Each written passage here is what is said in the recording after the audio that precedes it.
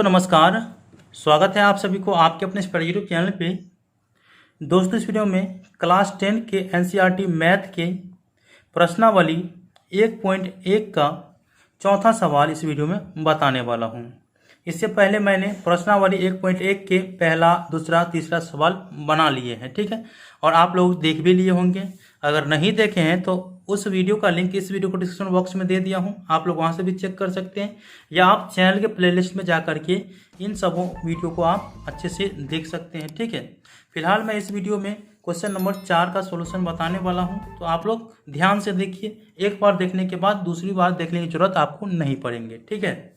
देखिए, चौथा number question कह रहा है कि यूक्लिड विभाजन प्रमेयिका का प्रयोग करके दर्शाइए कि किसी धनात्मक पूर्णांक का वर्ग किसी पूर्णांक m के लिए 3m या 3m प्लस 1 के रूप का होता है।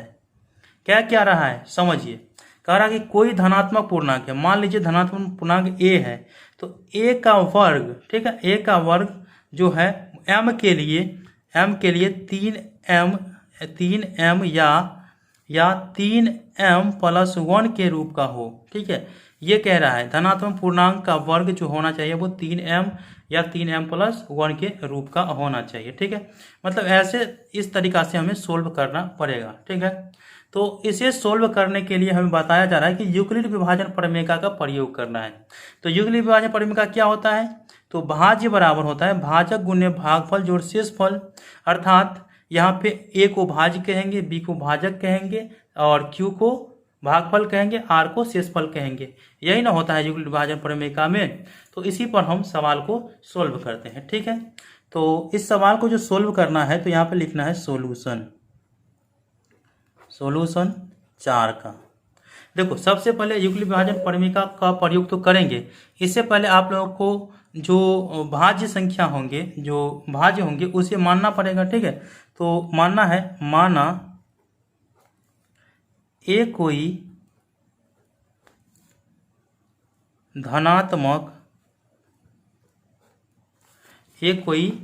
धनात्मक पूर्णांक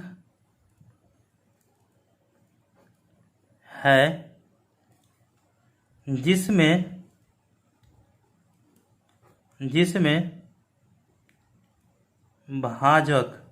भाजक जिसे b से सूचित करेंगे, भाजक बराबर 3 है, ठीक है। भाजक बराबर 3 है। कैसे लिखिए आप लोग यहाँ पे देखिए कि माना a कोई धनात्मक पूर्णांक है जिसमें भाजक बराबर 3 है, ठीक है।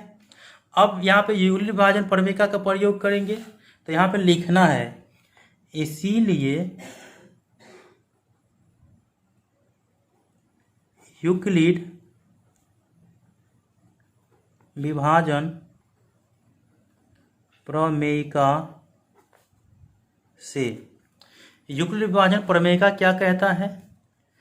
वो कहता है a बराबर BQ प्लस R, जहाँ b greater than R greater than equal to 0। भाज्य बराबर भाजक गुने भागफल जोड़ शेषफल, जहाँ पे भाजक जो है वो शेषफल से बड़ा होना चाहिए और शेषफल 0 या 0 से बड़ा होना चाहिए, ठीक है। अब यहाँ पे देखो, इतना तो समझ में आ चुका है। अब पता है आप लोगों को कि a का मान तो कुछ नहीं पता है, ठीक है, लेकिन b का मान यहाँ पे भाजक दिया गया है 3, तो 3। q का मान कुछ नहीं पता तो q, r का मान कुछ नहीं पता तो r। अब इसी पे हमें सवाल को सोल्व करना पड़ेगा, ठीक है, इसी पे सवाल को सोल्व करना पड़ेगा। तो यहाँ पे याद रखो कि इसका फॉर्मूला आप लोग को पता है कि यहाँ पे भाज्य होता है, यहाँ पे भाजक होता है, तो भाजक दिया गया है 3, और यहाँ पे जो आता है भागफल वो q यहाँ पे माना गया है, और जब तोड़ फाड़ करके जो शेषफल आता है इसको r कहते हैं, रिमाइंडर। तो शेषफल अगर हम देखो 3 में किसी पूर्णांक को भाग लगाएंगे, किसी पूर्णांक में भाग लगाएंगे, तो यहाँ पे शेषफल तो इस 3 से तो कम में आएगा ना, 3 के बराबर तो नहीं आएगा। या तो वो 0 शेषफल हो सकता है, या 1 हो सकता है शेषफल, या 2 हो सकता है, 3 या 3 के बड़ा नहीं हो सकता है, ठीक है। 3 या 3 से बड़ा नहीं हो सकता है शेषफल। यह आप लोगों को स्पष्ट रूप से पता है, क्योंकि 3 से भाग लगेंगे तो फिर 3 से छोटा ही शेषफल बचेगा। तो यहाँ पे आप लोगों को स्पष्ट रूप से पता चल रहा है कि शेषफल जो होना चाहिए उसका या तो 0 या तो 1 या तो 2 होना चाहिए। ठीक है, तो यहाँ पे लिखना है। ठीक है, यदि हम इसे क्या कहते हैं, भाज्य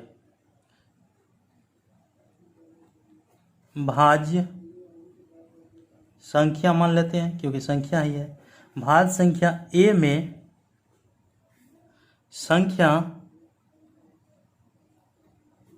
तो भाज्य संख्या ए में तो भाजक है, तो यहाँ पे लिख देते हैं भाजक संख्या 3 से भाग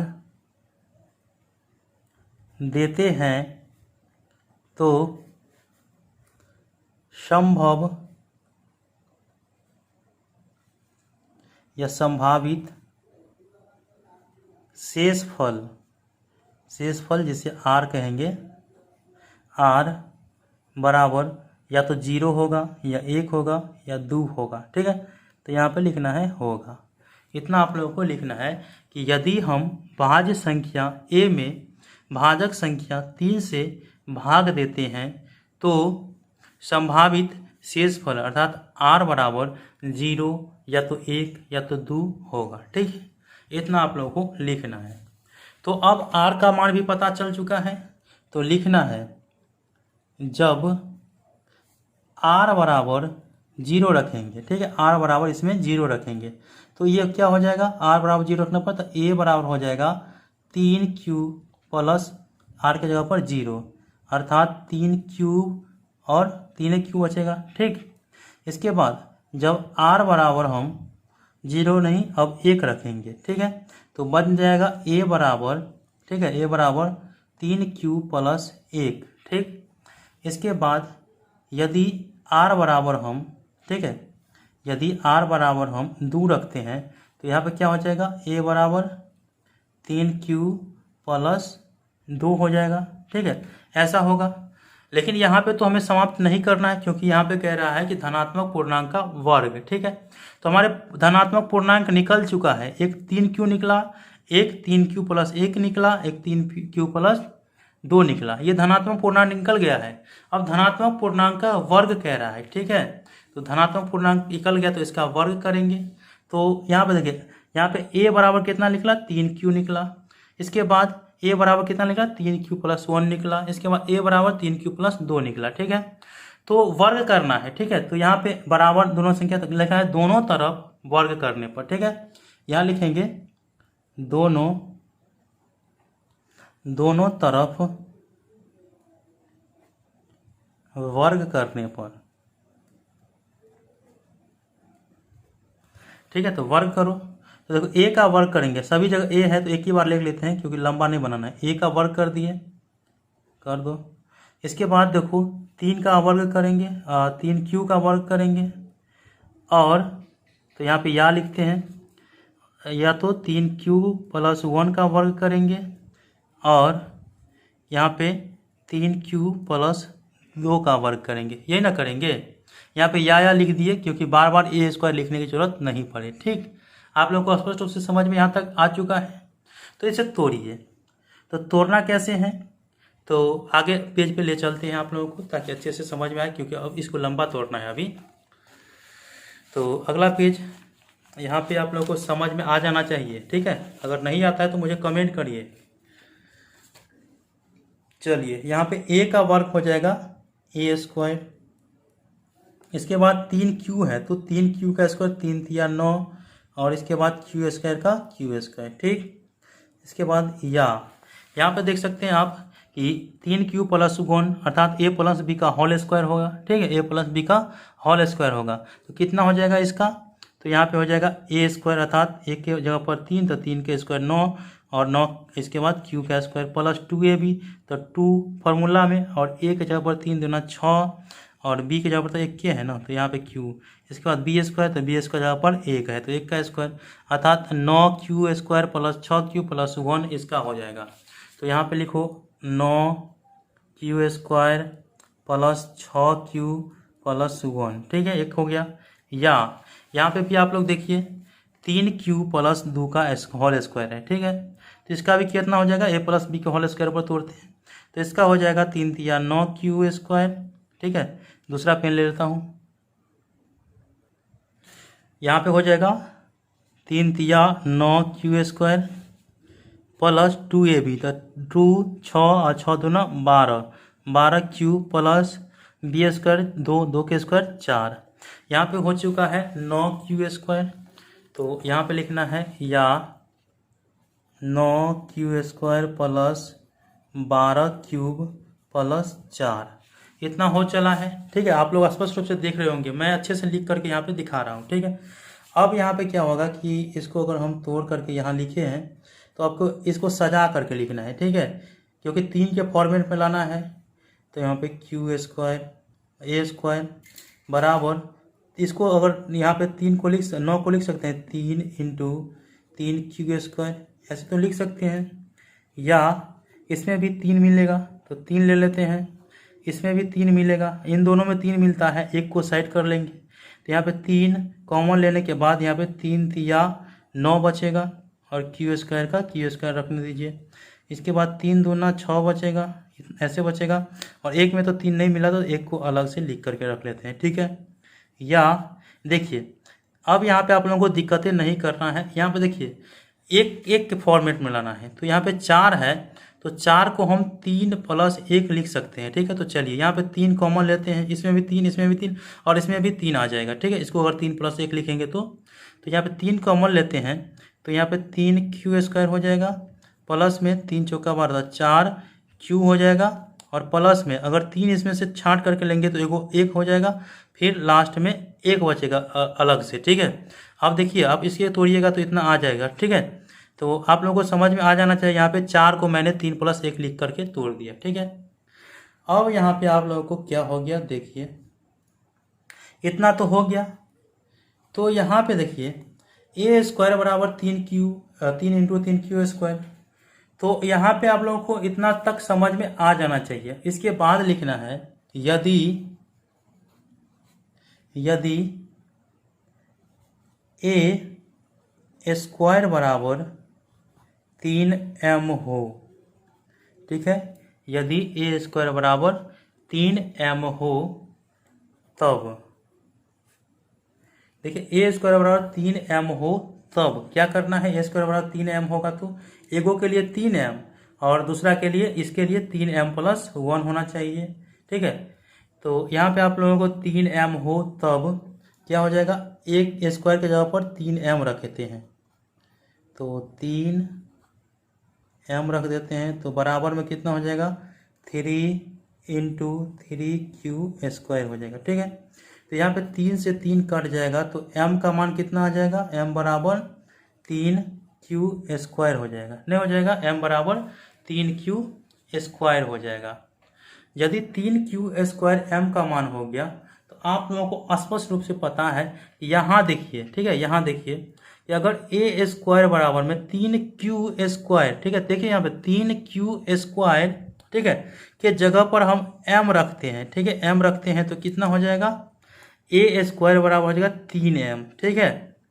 तो यहाँ पे लिखना है यदि ए स्क्वायर बराबर 3m हो तब तो इतना हो जाएगा, ठीक है। इसीलिए ए स्क्वायर बराबर कितना हो जाएगा, यहाँ पे 3q स्क्वायर के जगह पर 3 का 3 और q के स्क्वायर के जगह पर m लिखेंगे क्योंकि m का मान रखना है, ठीक है। या 3m प्लस 1, ठीक है, 3m प्लस 1 3m प्लस 2, इतना हो जाएगा। तोड़ने के बाद इतना होगा, ऐसे नहीं जल्दी जल्दी तोड़िएगा, तोड़ने के बाद इतना होगा ए स्क्वायर का मान होगा। अब इतना तक समझने के बाद आप लोगों को सवाल क्या कह रहा है, तो एक बार सवाल मैं दिखा देता हूँ। तो सवाल देखिए कि यूक्लिड विभाजन प्रमेय का प्रयोग करके दर्शाइए कि किसी धनात्मक पूर्णांक का वर्ग किसी पूर्णांक m के लिए 3m या 3m प्लस के रूप का होता है। तो यहाँ पे दो ही चीज कह रहा है, 3m या 3m प्लस 1 का। तो यहाँ पे लिखना है अतः अतः किसी धनात्मक पूर्णांक का वर्ग किसी m के लिए 3m या 3m+1 के रूप का है। इतना लिख दिए और कर देना है प्रूव्ड। एक बार आप अच्छे से समझ गए होंगे तो क्वेश्चन को आप लोगों को नोट डाउन करना है, सॉल्यूशन को नोट डाउन करना है। देखिए मैंने जिस तरह से समझाया उस तरह से नोट डाउन करना है। मैं इसे जूम आउट करके दिखा देता हूँ ऐसे। यहाँ पे आप लोग देख लीजिए शुरू से मैंने क्या क्या लिखे हैं, ठीक है। बीच में पेन ख़त्म हुआ, बताते चले हैं आप लोगों को, यहाँ तक बताएं। इसके बाद जो है समझिएगा तो कुछ भी नहीं है सवाल में, ठीक है। समझिएगा तो कुछ भी नहीं है, नहीं समझिएगा तो बहुत चीज़ है, ठीक है। तो आप लोगों को ये चौथा सवाल अच्छे से समझ में आ चुका होगा मुझे उम्मीद है।